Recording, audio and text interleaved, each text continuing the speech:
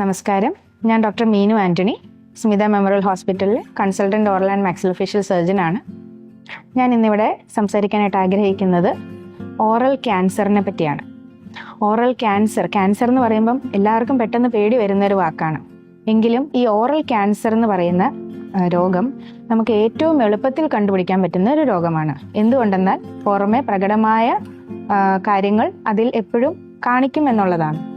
Oral ക്യാൻസറിൻ്റെ തുടക്കം ചിലപ്പോൾ ഒരു മൂർച്ചയേറിയ പല്ല് കൊണ്ട് ഒരഞ്ഞുള്ള ഉണങ്ങാത്ത ജസ്റ്റ് ഒരു വ്രണമായിരിക്കാം. അപ്പോൾ നമ്മൾ അത് മാറാണ്ട് നമ്മൾ വെച്ചുകൊണ്ടിരുന്നായിരിക്കാം ചിലപ്പോൾ അതൊരു ഓറൽ ക്യാൻസറിലേക്ക് എത്തിപ്പെടുക.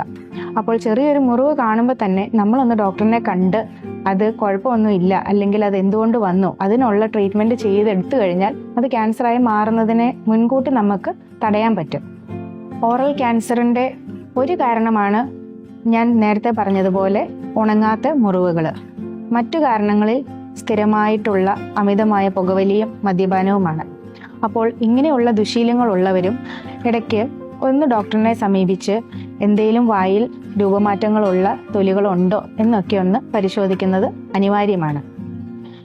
ഇതുപോലെ എന്തെങ്കിലും ലക്ഷണങ്ങൾ നിങ്ങൾ സ്വയമേ വായ പരിശോധിക്കുമ്പോൾ കാണുകയാണെങ്കിൽ ഉടനടി തന്നെ ഡോക്ടറിനെ സമീപിക്കുക.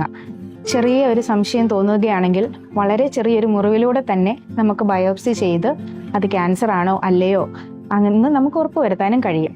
അപ്പോൾ എല്ലാവരും ഭയം മാറ്റിവെക്കുക. എന്തെങ്കിലും സംശയമുണ്ടെങ്കിൽ ഡോക്ടറിനെ കണ്ട് അത് പരിഹരിക്കുക, ചികിത്സ തേടുക. Thank you.